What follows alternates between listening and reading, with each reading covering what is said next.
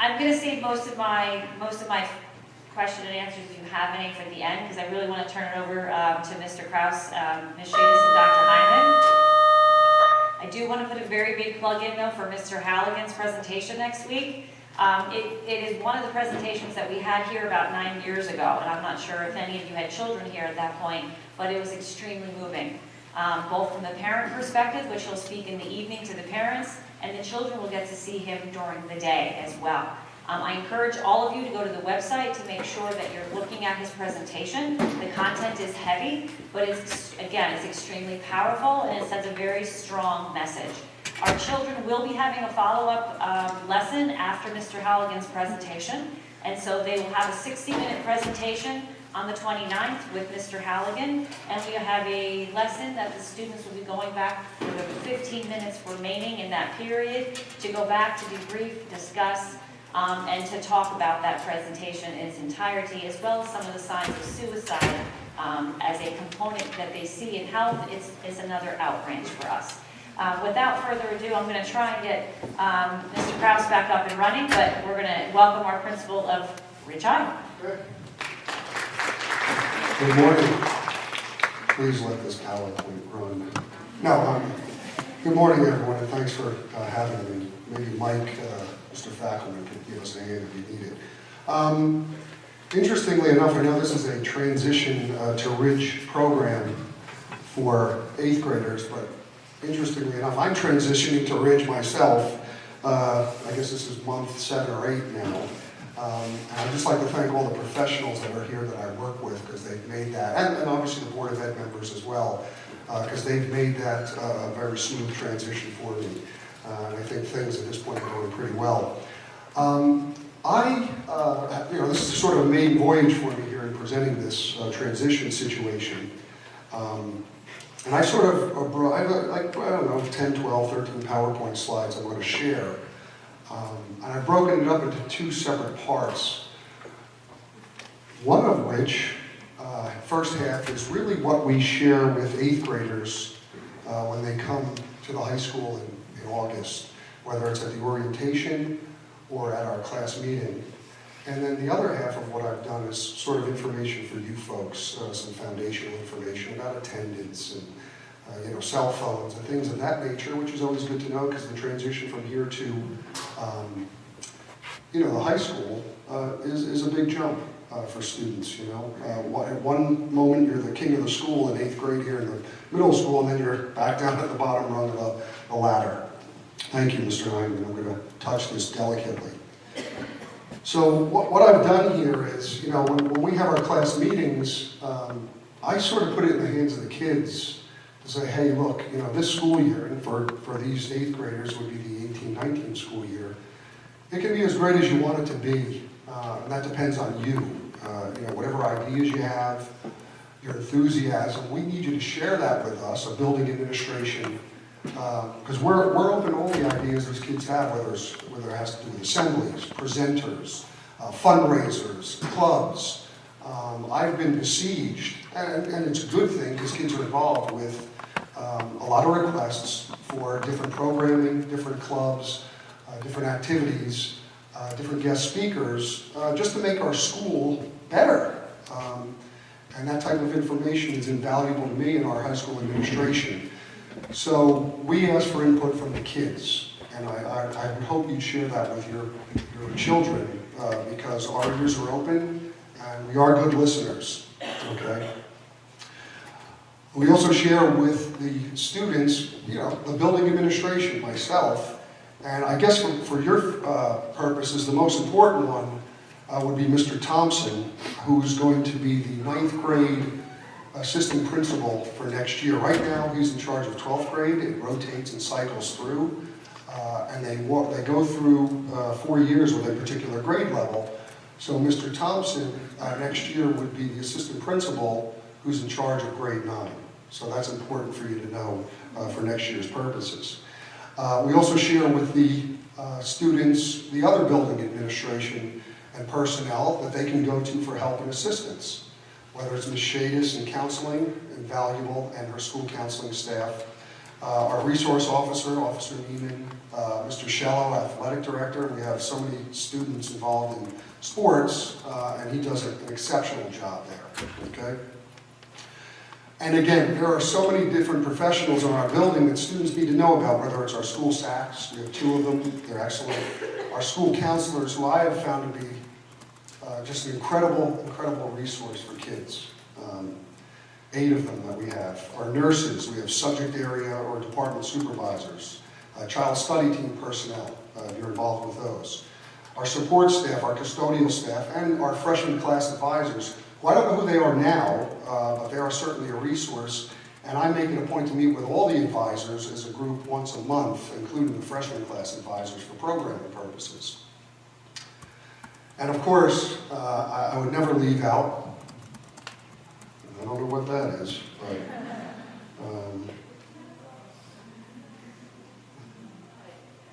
all right, we'll get there.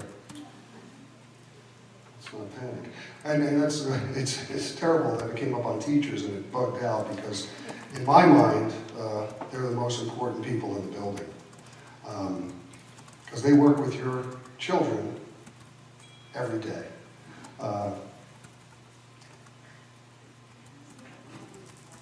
Yeah, okay. Well, yeah, I think we're all right.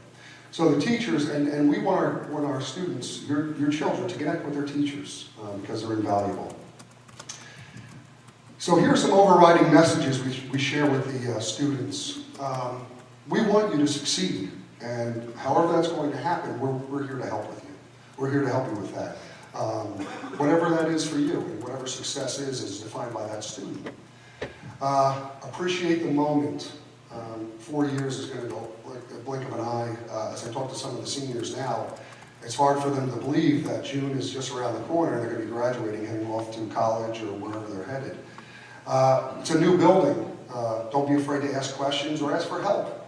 Like I said, we listed all of these professionals that are there for the students, and they need to know that they're supported by these people in whatever capacity that they can help them.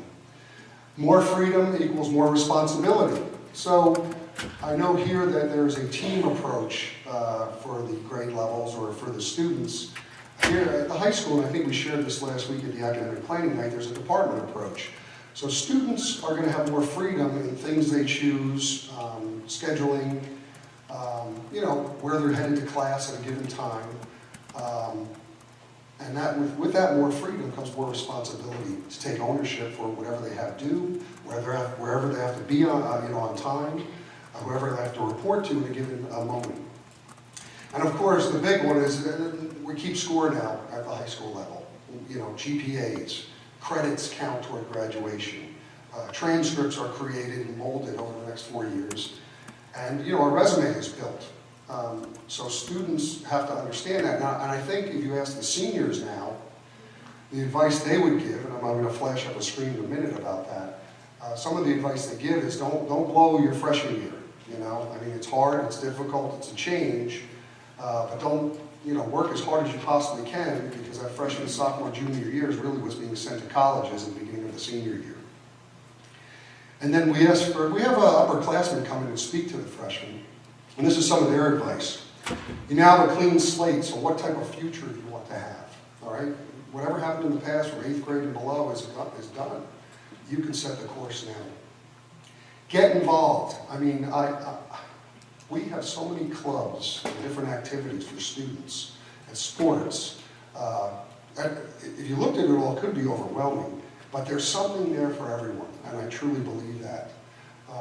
So the goal is to connect to the building. I mean, there's no better way to connect to our building than getting involved in a club, a sport, or activity. And we strongly, strongly encourage that. May 8th, I believe we're having an activity fair at the high school. Clubs and activities set up. It's in the evening. 8th graders are welcome. It's their event. To see what we have, and there is so much. All right, and I truly believe there's something there for everyone. Always strive to do your best, no regrets. Work hard from the beginning and don't ever look back. And the professionals in the building are a resource, so use them. We are there for the kids, and they need to know that. We're there to support them, in whatever capacity they need that. And again, I'm going to go back to school counselors, but they've been a great resource for our students. I'm just going to, my experience with them this year has been excellent. I've been fortunate to sit in on school counselor department meetings. Their focus is outstanding, and they're always student-focused. And our high school administration is there as well for those kids, as are the teachers and all the other building personnel. So this is some of the stuff we share with our students as they enter, because we want them to know they're supported, that we care about them and their future, okay? That's a priority. Some of the stuff that I think you folks need to know is this. This is our schedule, and it will be for next year. I know there's some debate and talk about rotating drop schedules and things of that nature. Well, that's not happening next year. This is our 9-period schedule. That will happen, 5 different lunch periods. Periods are 42 minutes each. Students all have a lunch. They can take a study hall if they want. I think Ms. Shadis referred to that during academic planning night. But this is how it sets up. It's your traditional 9-period schedule.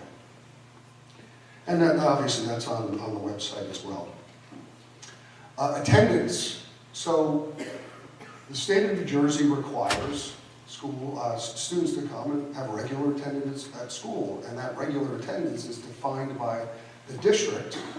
And for us, for a semester class, or for a full year class for that semester, you're allowed up to 11 absences. And once you reach 12, you can lose credit for that class. So it's important, and for phys ed or health, because it's a quarter course, it's 5 absences and 6 days you'd lose credit. So unlike perhaps elementary or middle school, because we're credit-based, those absences count, okay? There are certain absences would not count toward that accumulation. And these are defined by the state of New Jersey. Any school-sponsored field trip or sporting event, we're not going to penalize students, because if you're on a field trip, you're really technically in school, but in a different venue. Or if you're leaving school early to go to a swim meet, which we have, or a hockey game, we don't penalize those students for missing part of class at the end of the day. Religious holidays defined by the NJDOE, school suspension, 3 college visits for juniors and seniors, and take your child to work day. So that's not going to count toward any loss of credit accumulation. So what's different and important is, at the high school, absences count, and we do count, and students have to show up for school. And of course, just let me preface that with, there are sometimes extenuating circumstances. I mean, I've had them come across my desk where a student may have 4 absences in health, but sudden medical emergency comes up, and they're going to be out for 6 days. Well, we will certainly take that into consideration, because that's something that came up out of the blue, and it's a health emergency. So there are certain circumstances on a case-by-case basis that we would have to consider to see if this loss of credit would apply. Okay. Yep. Yeah, well, those are, the question was, what about death in the family? Those are circumstances, and I'm going to just tell you flat out, we've had students who had to leave just before the break in December because they had a medical situation with a family member overseas. We certainly take those into consideration as well. Of course, if you ever get a loss of credit letter, there is an appeal process as well, and those type of things would come up. So it's 12 days each semester, which is 2 quarters, right? So it's 2 quarters equals 1 semester. That's correct. And it resets after. Yeah, so it resets. And so if I have 10 absences in my English class first semester, the second semester starts, that resets. Okay, so you get another up to 11 absences. Just remind us, when's the beginning of the semester? Is it September to January? Usually, yeah, we're done 2 days from now for marking period 2 or semester 1, January 26th. Yep, and then it would run probably from February to June. And in terms of lateness, tardiness? Yeah, lateness counts because you're out of class. What's the possible for tardiness? Well, again, yeah, same as the middle school. That's what Ms. Hudak said. I mean, see, there are two, we could go on for this for hours, but, we're looking at loss of credit versus truancy. Meaning, if you're at a medical appointment and you come in late, you're not going to be disciplined for that because your whereabouts were known and you weren't truant. However, that may count toward loss of credit. Okay. All right. Cell phones. Of course, this is a big debate one, but in the high school, we have a BYOD. Oops. Can you erase that? Yeah, I'll edit that out. Mr. Fackelman? BYOD initiative. And cell phones are permitted to be used in common areas. However, and in the classroom for instructional purposes. But if a teacher says no cell phones, there's no cell phones. I mean, we have a lot of those phone tell type of caddies in the class that teachers ask students to put their cell phones in at the beginning of class. If they need to access them, they may say, okay, you can get your phone at this point. But we don't have many restrictions on it unless a teacher is a distraction in class. Well, it could be a problem. If it's not being used for instructional purposes. And that might require a parent pickup of the phone and discipline consequences. In the cafeteria, students are permitted to use them. Hallways, I see kids listening to music. They're very respectful. They say, listen, I need to talk to you because I don't know where you're wandering to and from. They'll take out their earbuds and talk to you. Does it get sort of frustrating in a CAF when you have 8 students sitting around on a cell phone and not talking? Of course it does. I come from a different generation. We conversed and didn't have those type of devices, but at this point, that's where we are with the phones. And they are permitted. Security drills. We conduct drills minimally twice a month per state regulations. We follow what's called the Standard Response Protocol that's implemented throughout Somerset County so that we have uniform response throughout Somerset County schools. Mr. Thompson, who again will be the 9th grade assistant principal next year, he is also a crisis management coordinator, not only for the high school, but for the district. So I've sat with him for many, many hours talking about standard response, as I have with Officer Neiman, our SRO, about how this is implemented, the uniform practices that go on, so that the county is in unison with regard to drills and things of that nature and responses to emergencies. Academic integrity. We do have an academic integrity policy that deals with cheating and academic dishonesty. Students need to be aware of that. It's actually in our handbook if you want to take a look at it. It's a 3-tiered approach, with the tier 1 being more remedial, and if things get more egregious, there may be more severe consequences for students, but there is that policy that was implemented a few years ago, and believe it or not, we're actually looking at reviewing the policy with teachers to see what type of input they can give and tweaks they might like to see made as they've implemented the policy and maybe run into some pitfalls or things of that nature. HIV, I'm just going to touch on it, per state law. Okay, we take these things very seriously. If there are issues, we will address them according to what the law requires. And that's just it, long and short. I know Ms. Hudak mentioned the Ryan's story presentation. My son was able to see that a couple months ago. He's in 5th grade at the school district where we live. I have been privy to that presentation about 4 or 5 years ago in a different district, and I would strongly recommend that if we're touching on the HIV situation. Passive breath alcohol. Oh, go ahead. What is it? Harassment, intimidation, and bullying. It's the law. I'm sorry about that. I figured by now everyone was familiar, but I shouldn't assume anything. I apologize. Yeah, harassment, intimidation, and bullying, it's a state law, and we will impose it according to what the law requires. So please feel confident that that will happen. Passive breath alcohol sensor. This is a device that was a policy that was passed by the Board of Ed, where we may employ alcohol sensors at different sporting events, proms, and things of that nature. I wasn't here for events that required the implementation of that, but from my feedback I've gotten from some of our assistant principals, it's something that has worked well for our purposes. So I think people need to be aware of that. I usually send a letter out at the beginning of the year explaining that policy. Freshman programming. So now I've been in discussions with Mr. Thompson and some of our peer leaders in the high school to see what we can do to implement more programming for freshmen at the beginning of the year. Just to create a connectivity base entering into the building, because it's a huge building. You've got over 1,800 students, and it's probably easy to get lost in the shuffle at 14 or 15 years old walking in. So what we'd like to do is brainstorm on connectivity ideas for freshmen at the beginning of the year, and maybe hook them up with some peer leaders, some upperclassmen, just as a resource and someone to go to lean on in the building. So we're in the process of looking at that. I want you to know I'm actually meeting with Ms. Clark, who's a phys ed teacher, tomorrow to start this discussion, just so you're aware. But we're looking at freshman programming ideas beyond just simply a 2-hour orientation and maybe an assembly that we might run in September.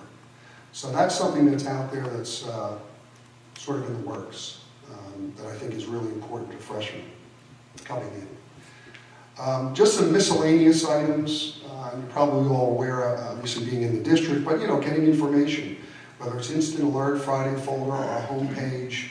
We have daily announcements within our building to students. We have an LCD sign out in front. We send things out through Naviance, which is something I believe freshmen will all be signed up for beginning of the freshman year. It's a program.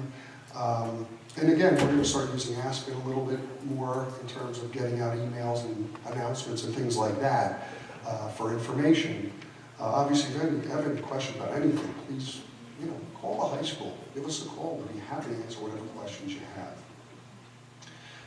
Last option 2, PE. For students that want to do this, for freshmen, it's only marking periods 2 and 3. They're not eligible marking period 1 because they're involved in a project adventure situation with peer leaders. And marking period 4, they have health. So it's really 2 and 3. I would just ask that you be mindful, and this is in lieu of taking phys ed in the building. They can do it through a ridge sport that they might play, or in some activity they do outside that's approved. We have kids who go to the Y as part of a program. We have kids who do gymnastics off school grounds, anything of that nature. As long as it's approved and it meets the criteria, they can get phys ed credit off school grounds. And in place of that, they get a study hall.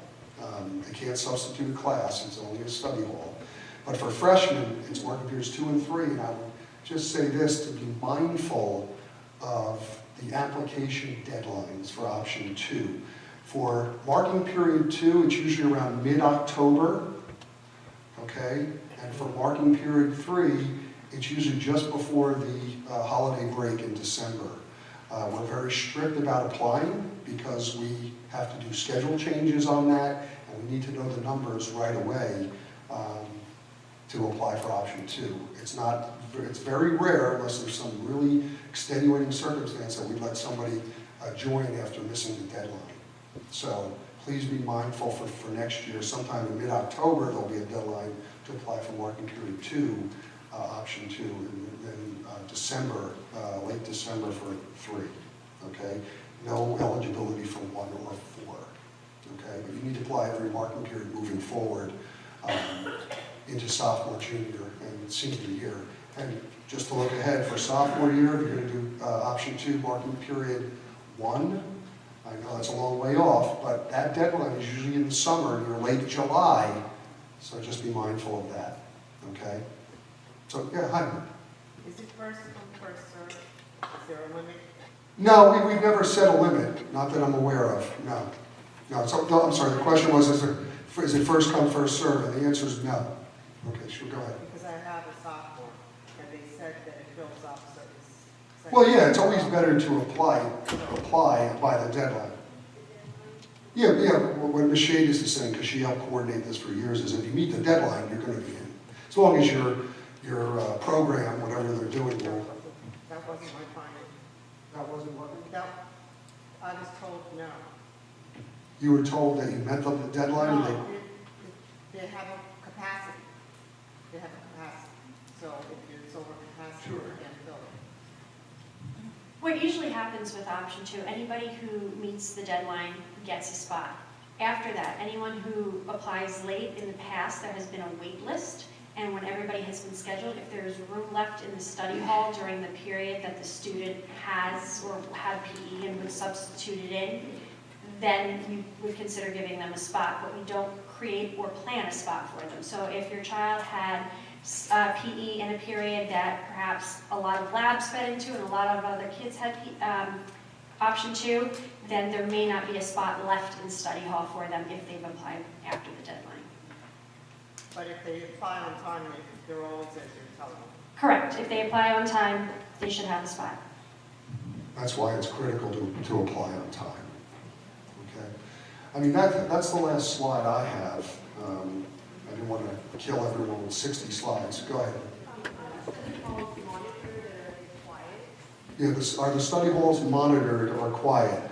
Monitored, yes. Quiet, I guess, is a relative term.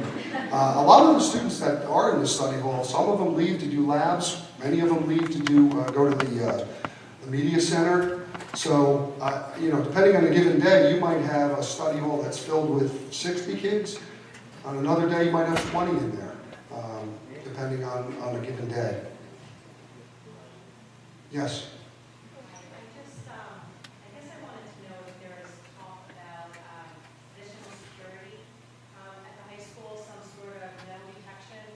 Yeah, those talks are. Yeah, okay, I'm sorry. Well, thank you, Karen. The question was security at the high school and metal detectors and things of that nature. Yeah, myself and Mr. Thompson, again, who's the crisis management coordinator, have had discussions with the facilities folks and the central office staff about that. As a matter of fact, I think one of our facilities directors was just scoping out the front of our entrance a couple of days ago. Our security director, or our security person, Mr. Sidoli, mentioned that to me. So I'm certainly following up on that. There is an initiative to wire all the doors in terms of, I know that's going on because we had a security group a couple of weeks ago stop by with our facilities manager so that the doors, there's a system they're going to implement that will show any doors that might be ajar from main panels. And then they're looking at getting sort of a swipe, keyless entry in several of the doors as well. So yeah, that is certainly in the works.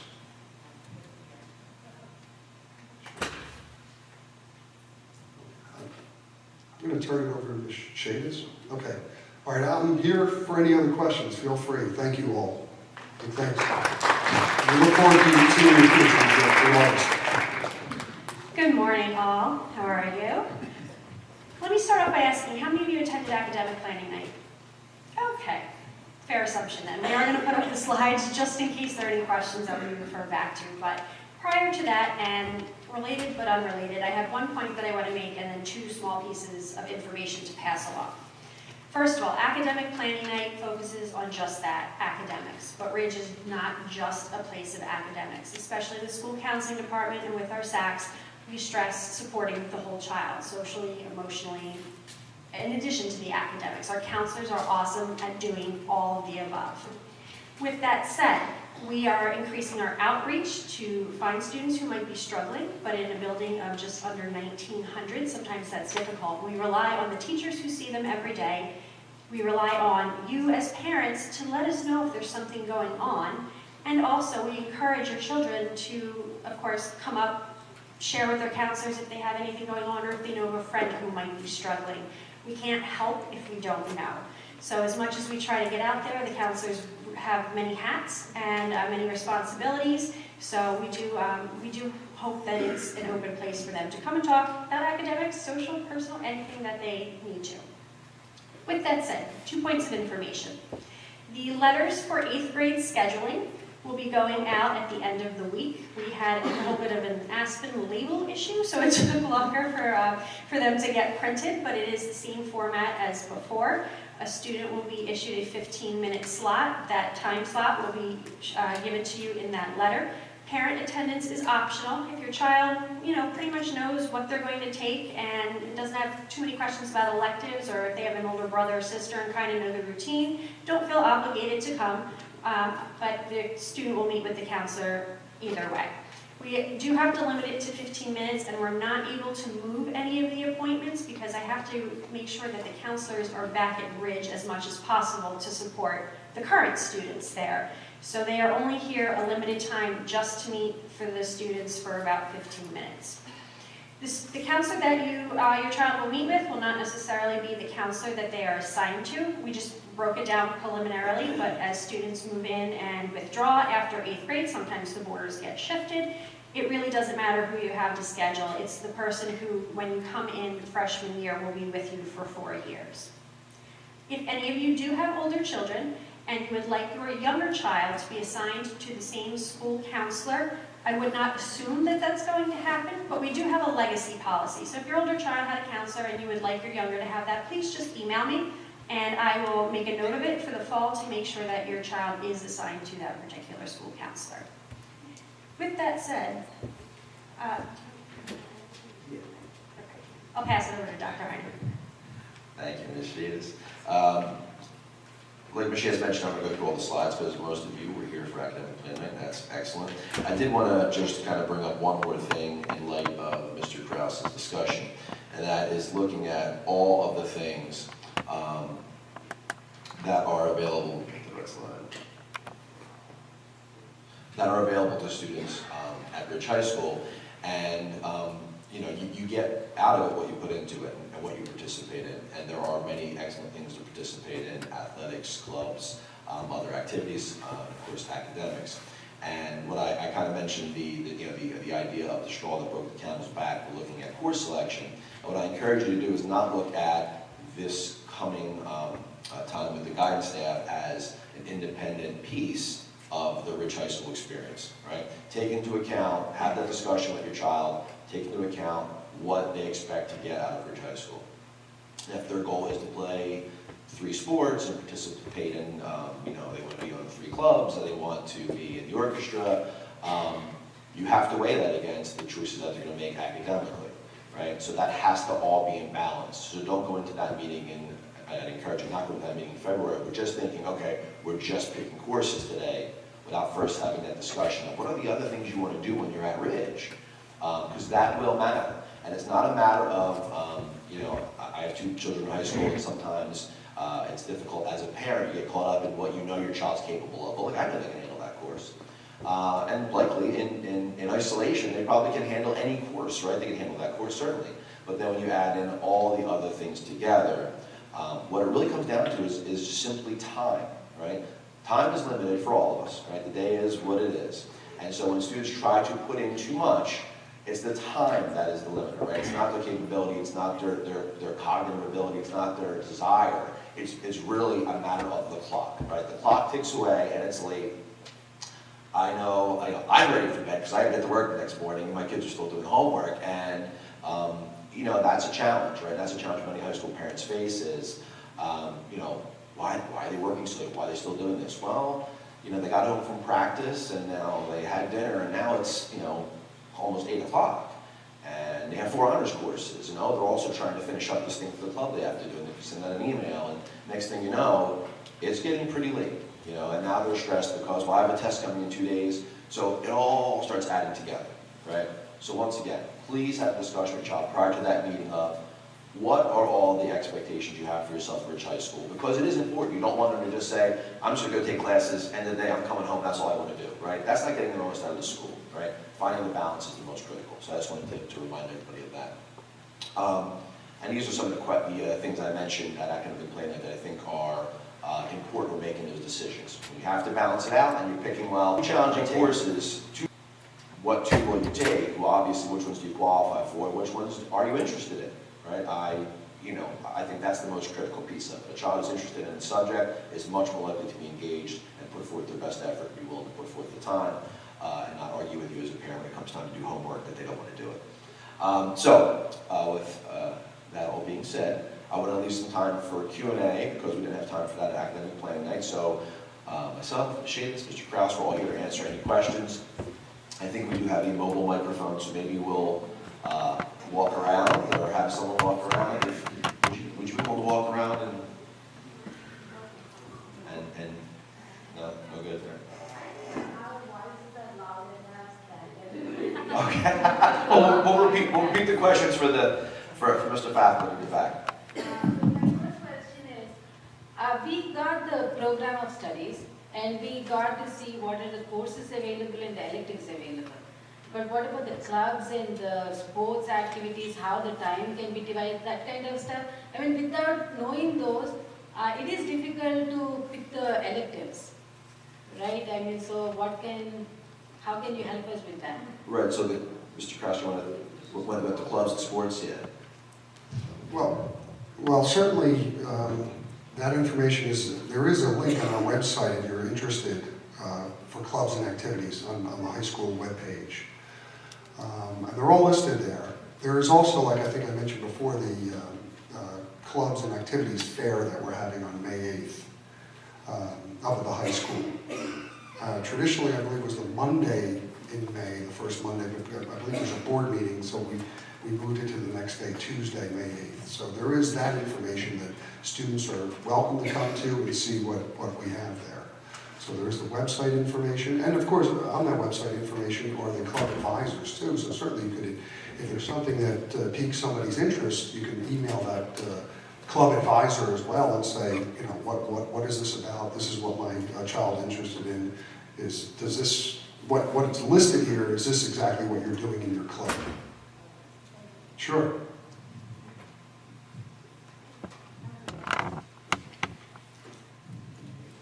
Hi, at academic planning night a couple of years ago when my son went, the kids had an opportunity to go into different classrooms and hear the teachers talk about the content of the work. This year, unless that went on and I didn't know about it, that didn't happen. So my daughter came home and wanted to know, should she take honors, shouldn't she take honors? So there's a big question as to what she'll have to do in each class and where are they going to find out that information. Program of studies I don't think would be good for the kids to learn from. I think, is there going to be somebody here going over that information for these kids? Well, I will be going over the information with the 8th grade students as a group, specifically how to fill out the forms and things like that. But having them as the entire 8th grade, it won't be specifically for them, honors or not. It will talk more about the criteria. But to answer the first part of your question, Dr. Hyman. Yeah, so when you're looking at honors versus CP or that type of level, in our initial presentation, academic plan night, there's a slide on that. A little bit about what we talked about is the content is not really the issue. It's not that you won't be in honors biology. It's not like you're going to learn about the cell in honors biology, and you'll learn about the cell in mathematical, and you'll learn about the cell in conceptual. It's a matter of the rigor of the course, the depth they'll go into, and the pace and expectation of the students. So it's not necessarily, in fact, some of the books are identical books that are just leveled for those different reading levels. So it's not like you're going to see different content. So the expectation on students when choosing honors versus the CP level is really a matter of rigor and pace, not necessarily I'll take honors because I like this topic better than that topic. The only choice that maybe you would consider is in ELA where the book selections are different, but even then, the book selections are primarily different because you want the reading levels to be appropriate for the students taking those courses. So it's not that you would say, well, I don't like those books in that course, I'll take the other one. Those books are selected because of the challenge level of the book. So that's what I would say if you're asking the question, do I take honors, do I take not, how do I find out about it? Topically, that's not really going to be an issue. The courses are going to be similar topically. We did have in the past, I've been here 13 years, and it feels like we've done 13 different versions of academic planning night since I've started here. And I don't know that we've ever had one where 100% of the people said, we love that, it was the greatest night ever. So that's why we change it all the time. If we found one where everyone said that, I guarantee I would stop changing it. So we try to find a balance between providing the information for students and parents and letting them talk to staff and talk to students. And we've experimented with a couple different things. So in the past, we did have it in classrooms. It was probably not last year, but the prior 4 or 5 years we did that. Prior to that, we just did some large group sessions. We didn't do any small breakout sessions, and we didn't think that was very effective. So we're trying to find the perfect balance. It might always change in the future. But when you're talking about how do I find out about courses, the program of studies is first, After that, I would suggest, if you really have a deeper question, email the supervisor. The nice thing about the high school is you have content area supervisors. And if you say, listen, I really am not sure, I'm thinking honors biology, but maybe CP mathematical, what can I expect to be the difference? You email Mr. Misiak, and he would email you back saying, hey, here's what it really look like. What's it look like, in the classroom day to day? That would be your best bet if you really feel like, I'm not quite sure where to go with it. And also to add, something to that piece of it, during the actual scheduling meeting, there are only 15 minutes, and that is the first opportunity that the high school counselor is going to meet your child. So what's specifically right for your child is not really going to be a conversation that can be had during that time or with that particular person. So I encourage you also to take advantage of the students' current teachers, to find, they have knowledge of what the curriculum is like at Ridge High School as well, to sort of say, hey, you know what, you qualify for honors, do you think I'd be good in this, do you think I'm not? So take advantage of that as well. Counselors will do their best to try to answer, but it will be more of a generic answer like Dr. Heinemann gives for the broad group, because they just don't know your child upon first meeting them. One quick comment and then 2 foreign language questions. Just piggybacking on that, having also had an older child, and I do agree that the previous format where at least you had a breakdown for the major departments such as English and math and social studies and maybe science, or 2 of those, was more helpful in figuring out which level. It was good to hear from the teachers. They showed examples of the different works of different levels of the students, and I know they had those at the tables, but I think a lot of parents didn't even know which questions to ask to the English teacher directly, and then the teachers had to say it multiple times. So I did like the open house format for the electives and some other aspect, but for the couple of the major departments, I encourage you reintroducing that setup in future years. Right. So for my questions, if our child wants to switch foreign languages, is that something we should communicate to the counseling office before that February meeting? And second, I heard conflicting information about American Sign Language. I know currently there's only 2 years offered, but the teacher of the classes suggested that they're pushing to try to add a 3rd year, in which case maybe it would qualify for colleges that require that much. And what's your current, do they have to take it in addition to another language, or can the students there seem to only be taking American Sign Language? Okay, to start off with, it would be at that scheduling meeting that they would indicate to the counselor that they want to switch a language. When they get to the world language section, usually the counselor says, do you want to continue with what you have been doing, or do you want to change? So that part is fairly simple. ASL, there will be a 3rd year running. We believe we have the interest to be able to run it, and we are planning for it. As for how colleges look at it, it has not much to do with the 2 versus 3 years. It's whether or not they recognize it as a language at all. So more and more colleges are getting into the groove and saying, yes, this is a world language, but we cannot guarantee for all of them that they will view it as such when your child gets to the application phase during the senior year.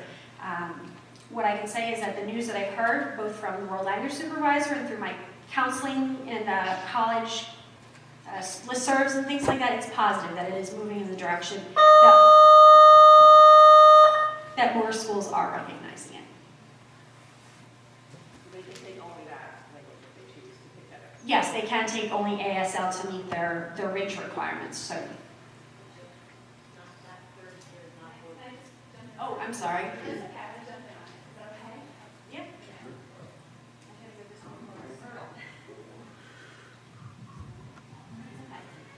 Hi, I'm Robin McKeown. I'm on the Board of Education. We really want to put that 3rd year in, and it is in the preliminary budget plan, and I'm really pretty confident that it'll go forward. I know, it's okay. I just wanted to make sure that people who are supportive of the American Sign Language program, my oldest daughter is an American Sign Language major, so I love that program.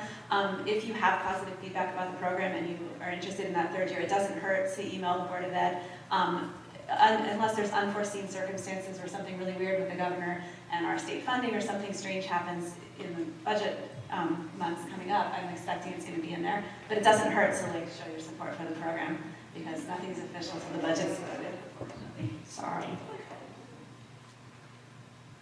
Is it during that 15-minute meeting that the students actually do their course selection, or is that a guidance meeting and then they choose online at home? No, it will be at that actual 15-minute session. As much as I would love to move to online scheduling in the future years, I think we are going to. With the changeover to Aspen, now is not the time.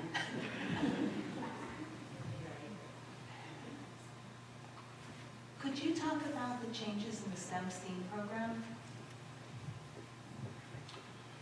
Sure. So basically, if you look at you can find the details at the back of the program study. So if you scroll down to the very end of that pretty voluminous document, you'll find the current setup for the program.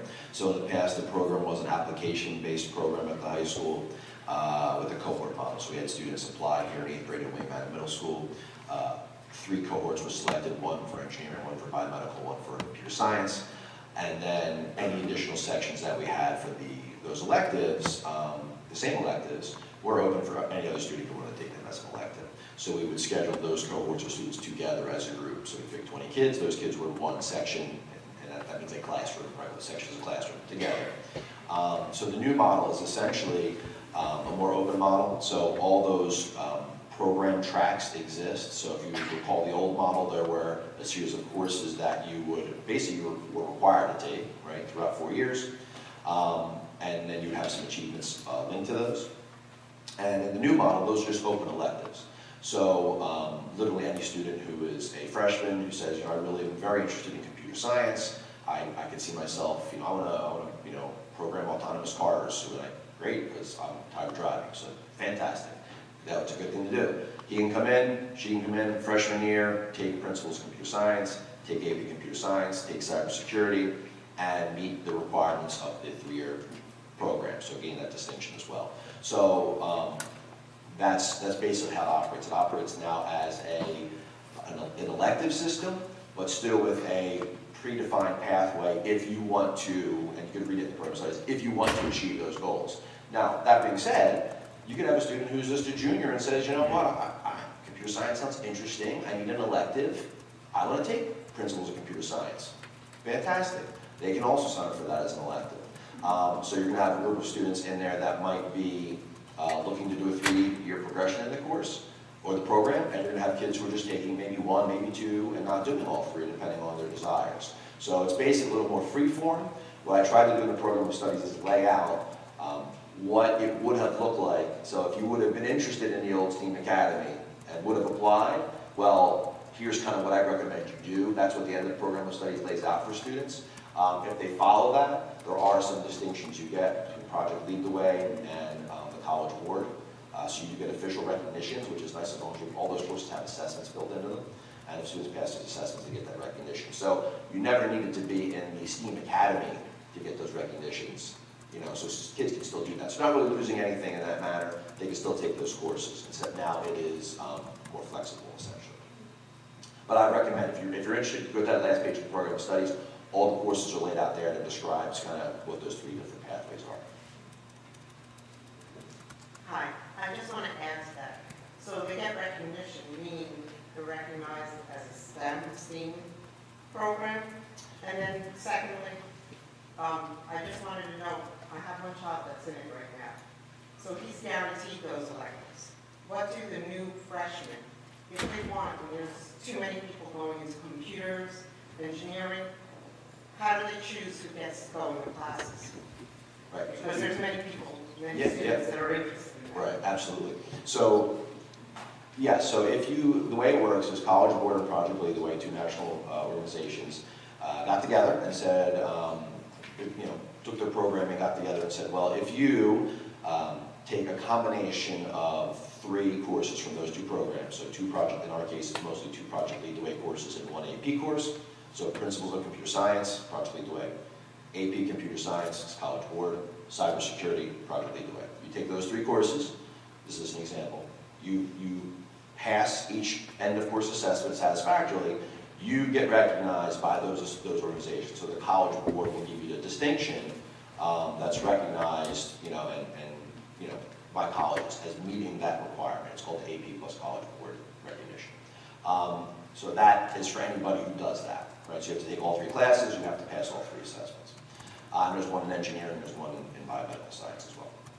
So that's one piece of it. The other piece of it is, since they're electives, right, so the one the old thing was, well, why would I even bother to be in this cohort? Like, what's the benefit of being in the STEAM Academy, right? So the old STEAM Academy, the one benefit that we always touted was, if you're in that 20, you'll get the classes, right? We'll guarantee it. That is something that we put out there as the benefit of being in it and why you should apply. So without that, you are correct. And now it's, well, how many kids are going to be able to take this? And there's not really an answer for that, because just like all electives, we wait till all the kids pick their choices. As Ms. Shea said during academic plan, that we ask kids to pick 8 electives, right, even though they only have 2. And then we go through and try to start scheduling with the rooms, the staff, etc. So is it possible you might have a student who wants to take one of these courses and is not able to? Certainly, just like any elective. Like any elective at William Manor or Ridge, they fill up at a certain point. We've been very lucky over the past 2 years. We've been able to have almost every student who wanted a course to be able to take the new STEAM courses. So we're hopeful. But I don't have an exact answer until we actually have kids select. And then we're in conversation a little bit about, traditionally, students have been enrolled in electives, seniors, juniors, sophomores, freshmen, right? With freshmen getting kind of, leftovers stuff, just like in college, right? You get whatever courses are left, that's what you get to pick from. So that was something we talked about as well. Do we want to follow that model for these courses? Because if it's a 3-year progression, we want as many kids being able, that want to do the 3-year progression to be able to. So we're still having a little conversation of how do we work the course selection. We might not have to, it might be fine, it might work out that everyone can have it. But if we have to make a choice, who do we give priority to? It might be different. I'm not guaranteeing it. It might be different than the traditional senior to freshman. It might actually work a little in the other direction where kids able to do the 3-year progression might get first choice because we want to encourage them to progress deeply in a content area, right? Not just, if they're interested, not just shallowly touch a lot of things, unless that's what they want to do, right? They get this kind of dabble. But if the kid says, I want 3 years of computer science, we want to make sure that kid has that capability and not, boxed out because of schedule. So, But if it's just freshmen, everybody wants computers. How do you choose who goes in? Is it first? well, the computer chooses. Yeah, and that's all electives. Scheduling is done by the system, right? The SIS schedules students, so we load into their course selections, and it fills schedules based upon an algorithm that tries to get the best fit for the most students, utilizing all the resources in school, rooms, teachers, etc. So we're to come to that where we said we got 50 slots and we have 100 kids, and that's the reality that we have, which is what happens with a lot of other electives, right? The computer just picks those kids, puts them in the first 50 it picks, and then the rest of the kids go pick their next selection, and it keeps trying to filter them down until it finds every kid the best selection it can. So that's why we ask kids to pick 8, because the computer's going to keep trying to give them their best fit until it does. I have a question on the music program in Ridge. To be part of the Ridge marching band, do they have to be part of the band program in school? Is there a requirement like that? Like, for example, to be part of the a cappella program, there is a requirement to be part of the concert choir. So is there any interdependencies like that? There are connections, and I don't know the ins and outs of all of them. We have Mr. Fackelman back there nodding his head. Luckily, we have him here with us today. Mr. Fackelman, could you... Yeah, there was a time when you didn't have to, big enough voice. There was a time when you didn't need to be part of the program, but we changed that a number of years ago because we feel the integrity of the marching band program, because of the content that they do, it's important to have them tied to the actual curricular program. Some districts offer credit for marching band. We don't, and we don't want to. We want them in the inside program. It's the inside program, the concert band, the wind ensemble, that makes the other program stronger. So yes. So there is a dependency. Yes, it is. Yeah. So, but currently in middle school, the child can take both concert, be part of the select choir as well as part of the band. So in Ridge, is it allowed to be part of both the programs or not? Ms. Shades can add on to this, but if they select it and they can fit it in their schedule with their elective choices, sure, absolutely, but it's a choice. If a student chooses not to take a study hall, then they have 2 electives to fill, so it could be band and choir. Just keeping in mind that if they want to do that for 4 years, those are only fine arts, and somewhere along the way they do have to fit in their 21st century life and career skills and their personal finance. That's me too. That's him too. I want to go back to the STEAM program. So there's no application and no interview, right? Correct. That's all. But for the kids that are currently in the STEAM program and the kids entering the high school next year, when they graduate and they take the track, like the engineering track or the biotech track or robotics, whatever they decide on taking, will that be viewed similarly by colleges? We Like, keep will they asking be Mike considered that. as STEAM graduates? Honestly, we don't know how this is going to affect college admissions. The program in general, we've gone out to other schools. The other schools that have engaged in this, many of them are of not, the students, not many of the students go to a four-year school, and this sort of encourages them. So it sets them apart there. Whether or not it'll set apart a Ridge student, we won't know until we start to have some data, unfortunately.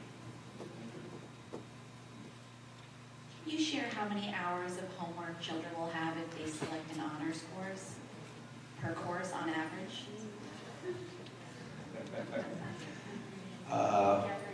Yeah, it is difficult, right? Because in this slide that we have up there right now, it speaks a little bit to that. So there's policy regarding the homework on college prep courses. So, our homework policy goes all the way from kindergarten all the way up, but when you look at the policy, what it does leave open is opportunity in honors and AP courses to go above and beyond the standard, right? The standard is 20 to 30 minutes per academic course. So how much is there? It's pretty much impossible to tell you. You're gonna find nights where there's, a great deal of homework. Students, teenagers are excellent at procrastinating until the very last minute, and then acting as if like the teacher swamped them with something the day before until you delve deeper and realize they had the assignment a week ago. I know that firsthand with my own children. So we don't really have a number. I can't give you a number on that. We did some research on summer assignments, but we didn't do any research on what students feel like their average amount of homework is per night for honors courses. And it's very difficult to pin that down because we find students who say, I did that in 10 minutes, and then you have students who say, it took me an hour. And if you have high schoolers, you might know, my high schoolers do their homework with distractions around, try as I might to eliminate them. It's the world's full of them now. You're like, oh, well, I need my phone, Dad, because I use my calculator on my phone, or I use this thing on my phone. Oh, okay, my teacher sends the thing. Okay, fine. And then you're like, well, were you on Snapchat, or were you doing your homework? Because it seemed like, I look at what you did, it doesn't look like 45 minutes of work you put into it. So trying to get a real gauge of what their work is a challenge, right? So you could expect several hours of work for a full academic course. But I think you'll find it really is up or down. I think the thing to remember is it's just more, right? Just, full stop. It's just more work. If they're in an honors program, the expectation is they're going to get more work. The volume will be higher. And so if they went through, and I mentioned this one of my things to think about, if they went through their 8th grade program and they really worked hard, like they were working every night for hours to get a decent grade, then that's going to continue or increase if they try to take honors courses, right? If they were the lucky kid who kind of like, I kind of just show up and I'm getting, straight A's. Well, hey, that's great, good for you. You're not going to probably be able to do that anymore. If you can, that's still great, but you probably won't be able to. So you have to judge, only you know your child better than anyone, right? So if you've seen them working, working to the max for the past year in 8th grade at home, you have to measure that when you're making those selections for honors courses because they will be more rigorous than anything they've seen thus far at the middle school, right? And if they take 5 of them, that might be a real big challenge. One might be a big enough challenge. So you really have to measure your child and think about what they have to do to get to work. I can't really give you a number about what kind of homework you'd expect, but you could expect if they're taking a full academic schedule that it's going to be 2 hours, 2 hours plus of homework a night. On a night where there's homework in every class. There's not always homework in every class. Yes, I know the district is now getting more involved recently with stress and pressure on the teenagers, specifically I believe in high school. Just to piggyback on what you said, that you did do the research for summer homework, are you planning on doing something for the honors programs, AP programs, regular homework that they have to see how much they're putting in on this and how much is really necessary in order to relieve some stress and pressure? Yeah, thank you. I was going to say, both Drew and I, we conducted climate surveys for all of our student populations last year. That is accessible to all of the community if you'd like to see the data. It talks about homework. I know we both had to analyze it for the superintendent of schools and make some determinations as to where we were moving with our building. So wasn't specific to honors. I don't believe it was specific to honors. Even at the middle school level with our mathematics courses, it was specific in general, and it really is very telling. If you read through the survey results, you'll be able to see very clearly, and it'll give you a better picture of how that particular cohort of students, which is currently now they were 7th graders last year, they're 8th graders this year. So if you read our results, you'll get a pretty good understanding as to where these students may be progressing in their feelings about homework. I can tell you, and many of you know this, 7th grade is a very challenging year for homework. It is the application of all of the things that they've been learning. 8th grade tends to be very independent and analytical, which is more in line with what they're doing on the high school. It's a different depth of independence that they're experiencing at that level. And so, not that it's going to be a true trigger point, but that data is there. And if I'm recalling correctly, maybe for the high school, the band, the largest band chunk might have been about 2 hours, 1 to 2 hours of homework a night. I'm not saying that's good, bad, or different to that, but as I recall looking at that data a while ago, I think that's where it fell. So you're saying that it should be about 2 hours of homework in high school? No, I'm saying that the climate survey that the students responded to suggested that the larger majority of the students spend 1 to 2 hours. That's self-report, that's how they answered. I'm not saying they need to do that. No, I'm just, because I don't have high school yet, my son will be going into high school, but I hear horror stories from people, of kids up to 12, 1 o'clock in the morning. Well, again, I think that goes back to what Dr. Heineman was saying. She said she's hearing horror stories about the workload and things of that nature. I think that goes back to what Dr. Heineman was talking about in terms of choices and how far you want to stretch it, you know, and knowing your own child and saying, if my child is doing club lacrosse 2 hours a night, 3 days a week, and also trying to do Ridge Activity X, and has signed up for 4 honors classes, I mean, that's when things really start to build. I guess it comes back to choices and what's best for that particular student. And obviously, you know, we want to work with you as parents to fund that balance. Because there are students in our building that, yes, they have 6 AP classes and they do marching band or whatever, and they're fine. And then we have others who may have 2 honors classes and the rest are college prep and they're doing activity X, Y, and Z, and they're struggling. So I think it's really unique to that particular child and what they're capable of handling. I mean, I'm going to tell you, I mean, you know, Ridge High School is a very academic-oriented building, and we have a lot of good numbers in that regard. That's why people come here and they like the education here. Again, it depends on the particular child. So you had a slide up there about honors versus college prep and needing an A- for everything except math to take an honors class. What happens in high school if they take an honors class? Is there a minimum grade they need to move on to another honors class or a repeat class? Yes, there is. Usually, if they are in an honors class in the 9th grade, it is maintain a B- or better.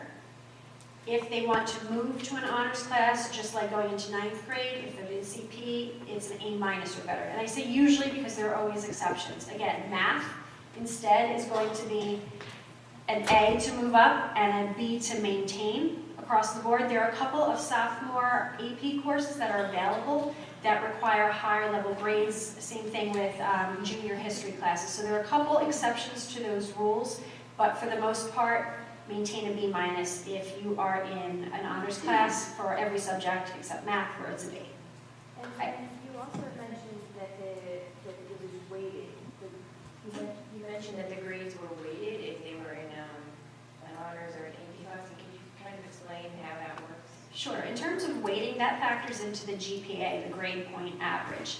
That's a numerical summary of all the courses they took and how well they did in it. I don't have the chart readily accessible. It is in the program of studies.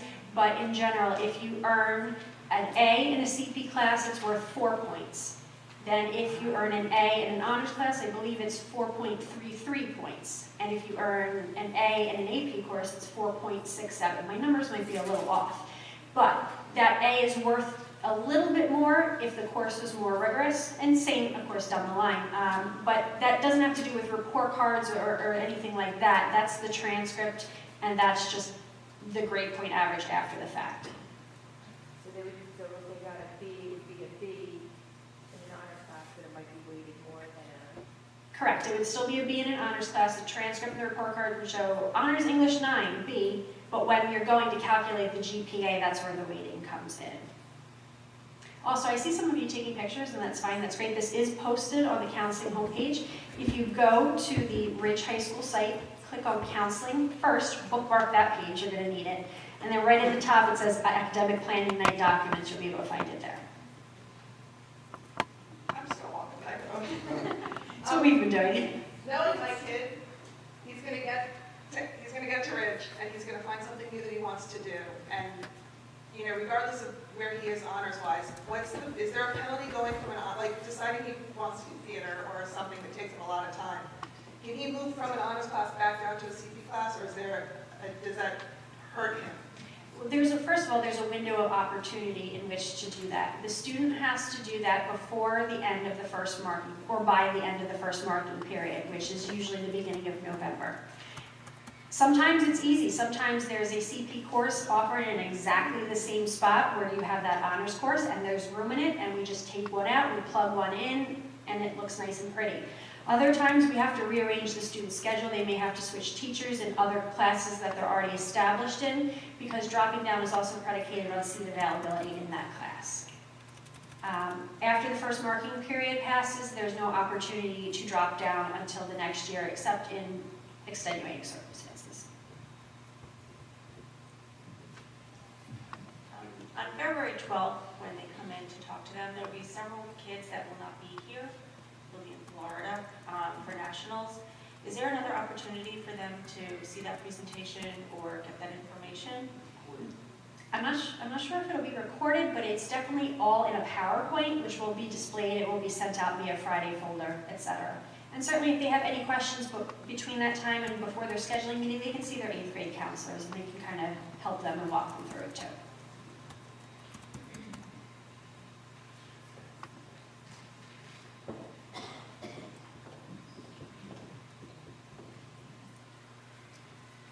So I just have a quick question that when the kids pick whatever electives they need at their meeting with the counselor, can they change it later? Or what would be the procedure? Electives can be changed until April 6th. The counselor will explain at the meeting, they'll highlight their email address. If you want to make any changes, just because you changed your mind, you want them in a different order, we can do anything until April 6th. After that, there are no elective changes.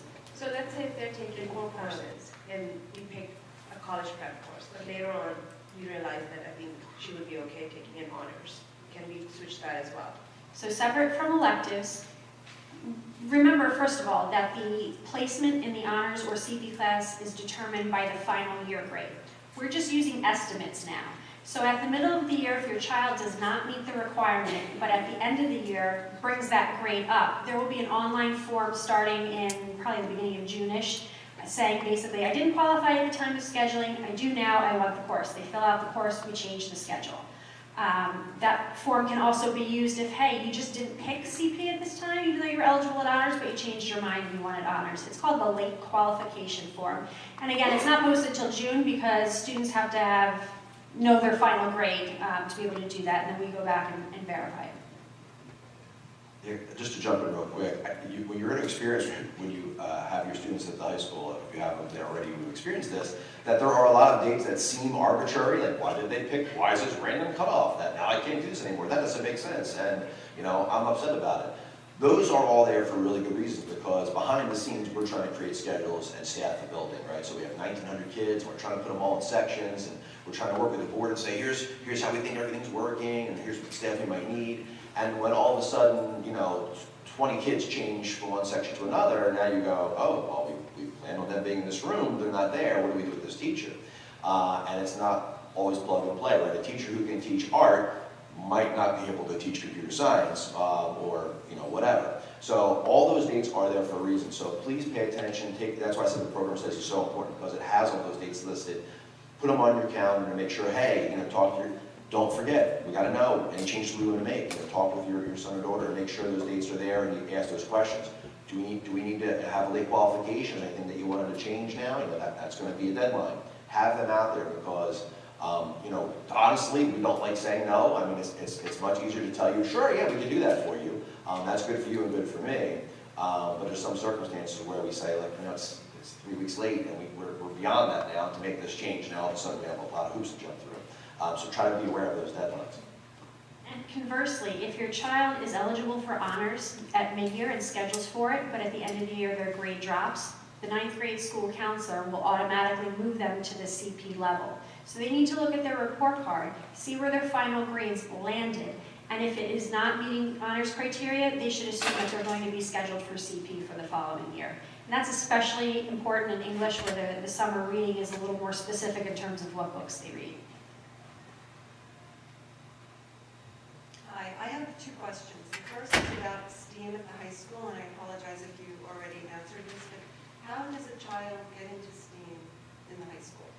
There is no actual STEAM academy anymore and no selection process. If the student is interested in taking the STEAM pathway, whether it be engineering, biomedical science, computer science, they would indicate that their first choice would be the intro course in that area. And then for 10th grade, they would just select the next one. Okay, and my second question, if a child likes languages, aside from the language they take as an elective, can they take another language? They are more than welcome to take a double language. However, remember that fills up an elective spot, and there are certain elective requirements that need to be met for graduation. So it just involves a little bit of careful planning to make sure you have room for everything. I'm really sorry if I'm going back to the basics, but after today's meeting, the parents will get to see the counselors between 21st and 27th of February, and that's a 15-minute slot, right? Correct. The thought of taking an elective, which is particular to my child or anybody here, is a little overwhelming. What is the right period to choose an elective and all that? So I guess we don't get to see anybody, but the kids are going to see the counselors and everybody will help them in choosing these. Electives are just that. They're really and they're meant to be selected because the child is interested in them. Yes, there are some that count for the fine and performing arts and some that count for the 21st century, and also, I think they're all, I thought you were going to say something, I'm sorry. And 21st century, and you have to balance them out over the course of 4 years to make sure that you're selecting that area, but really, have them pick something they like, something they're interested in. But then it's not just that. I meant the whole schedule, just to figure out what's correct for them, whether we should pick them up now, or whether they should start the language a little later, or, I'm just wondering if the counselors are going to help them choose this during the school year. They'll certainly be able to give them an idea of, based on their grades and what they see, and superficially, what might be the best from their experience. Again, but they don't know your particular child. The suggestion might be to reach out to the 8th grade counselor beforehand and maybe talk that through so that you have a better idea of which way you're leaning. And certainly those 8th grade counselors can consult with me if they need to, or if you want to email me too, that's fine. But it's much more of a personalized thing in that aspect, and not something that we can really delve into in just those 15 minutes. Do we have time for more questions? 2 more questions, I've been told. Okay. Thank you very much. It was very informative, and thanks for the academic planning session, because I have twins who are going to go in the 8th grade, and that's just one time and you're done. So it's scary as a parent, but thanks for the information. So when you're saying in February that they will be having the sessions, 15-minute session per counselor, if they are twins, are they going to have it the same day? Because I would like to be there. Yeah, we'll put them in back-to-back sessions. Okay, so thank you. You'll be sitting there for 30 minutes. That would be wonderful. I just wanted to understand from my own work schedule. Sure. And the other thing is, now in middle school it was different summer programs, summer activities, you planned stuff out. Are we going to get some information, because you start planning for summer? Yesterday when we were in the marching band, my son is interested. He is in band here in bands. So is there something that you would guide us as parents look out for this for summer, be careful, because we don't want to book something and there's something really important but we're not aware of.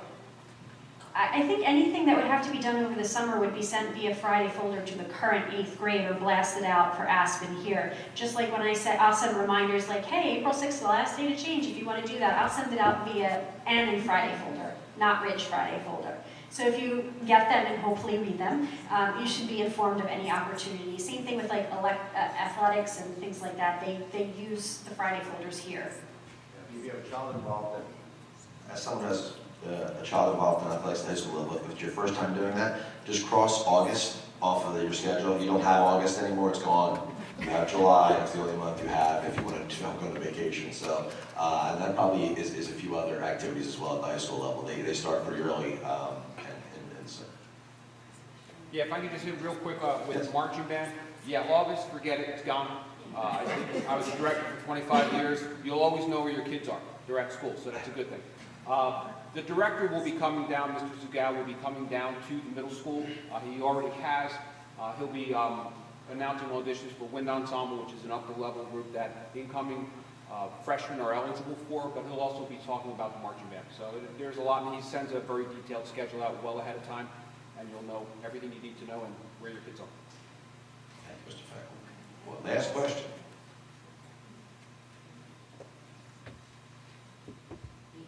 I just want to know, by what date will you post any summer reading or summer homework assignments? Those are, well, we don't have an exact date, so it's posted prior to the end of school in June. So prior to school being completed, it will be posted. So before they go away for the summer, they'll see everything that'll be posted on the district website. So on the main website, you'll see a link to some work, it'll be a My Curriculum website, and basically each department has its own piece. It's really only for honors courses for the freshmen, and AP when they get older. ELA at all levels has reading assignments that they do. So, and that's the same thing every year, in the same spot. It's posted in June, and you'll see those that information posted. And I will turn it. Thank you, everybody. Thank you very much for having us. Thank you. I hand it over to Sue. Thank you. I will continue to communicate information through, many of you get it through Aspen now, because I just send it directly to your email. If it's relevant to 8th grade, it will come to you in that manner. And I will also be putting it in Friday folder as well. This way it fills up your inbox, and I'm trying to minimize what I fill your inbox with. And it's going to be specific to the information that you need to go into Ridge. And of course, Washington, D.C. is coming up. So we appreciate your time. Keep looking in your emails for information as these dates get closer. If you have any questions, you can certainly email any one of us, including myself or your 8th grade school counselor. I thank you all for coming this morning, and have a great afternoon.